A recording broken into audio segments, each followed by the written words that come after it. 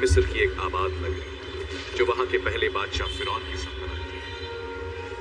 उस सल्तनत में ताकतवर इम्होटेप भी रहता था, जो फिरौन का अजीम पादरी था, जिसमें काले जादू से मुर्दों में जान डालने की काबिलियत थी। वहां अंगसुनामुन भी रहती थी, जो फिरौन की माशुका थी। बादशाह फिरौन के अलावा कोई दूसरा आदमी उसे छू नहीं सकता था।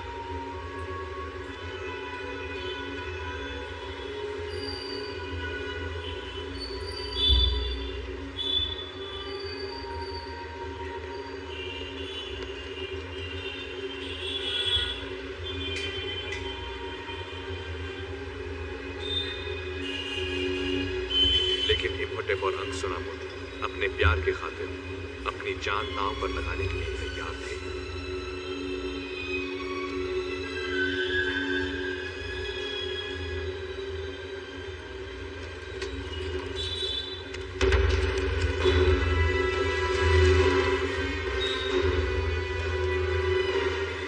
आप लोग यहाँ क्या कर रहे हैं?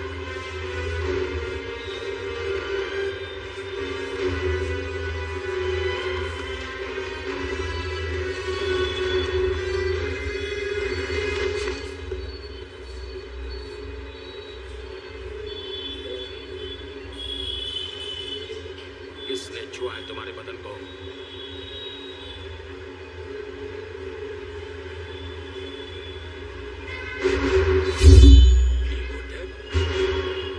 मेरे पादरी,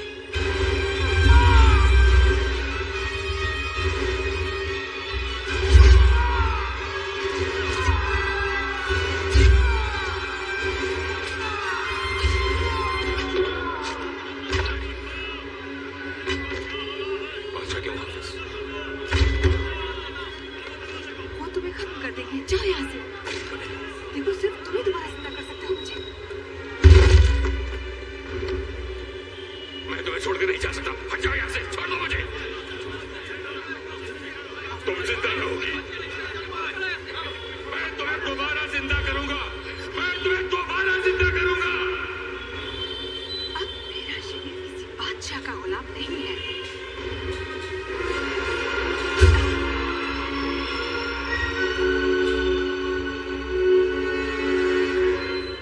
अंगसुनामुन को दोबारा जिंदा करने के लिए इम्होटेप और उसके साथियों ने तहखाने में घुसकर उसकी लाश चुरा ली। उसकी लाश को लेकर वो रेगिस्तान की गहराइयों में बसे एक नगरी में पहुंचे जिसका नाम था हमूनाफ्त, जिसे मुर्दों की नगरी कहा जाता था, जहां सदियों से सल्तनत के शहजादों को दफनाया जाता था और जहां मिस्र का खजाना रखा जाता था। प्यार की आग में जल रहे इम्होटेप अपने साथ तहखाने में काले जादू की वो किताब भी ले गया जिसकी मदद से वो अंगसुनामुन को जिंदा करने वाला था। अंगसुनामुन की रूह दोज़ख के अंधेरों में जा चुकी थी। उसके जिस्म के खास हिस्सों को निकालकर 5 पाक मर्तबानों में रखा गया था।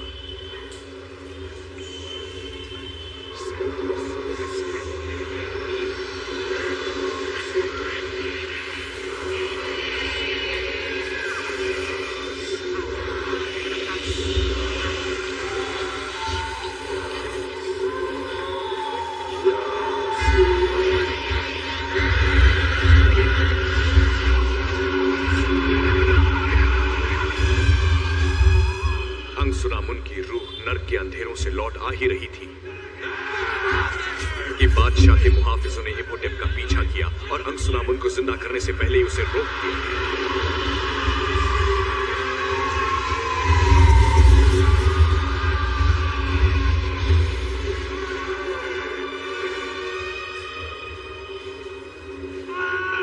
इम्होटेप के सभी साथियों को ताबूतों में जिंदा दफना दिया गया।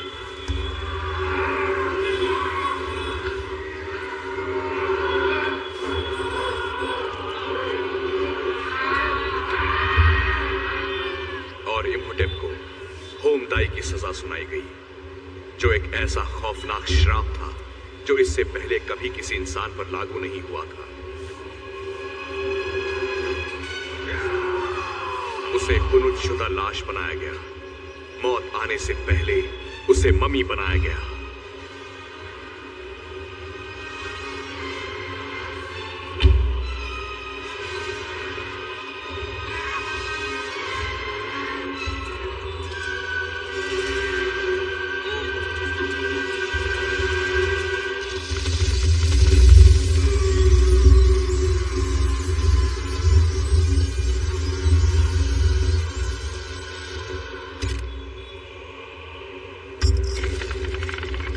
पत्थर की इस अनोखी ताबूत के अंदर उसे सदियों तक बंद रहना था। दुनिया की कोई ताकत उसे कभी आजाद नहीं होने देगी, क्योंकि अगर वो आजाद हुआ तो कयामत आ जाएगी।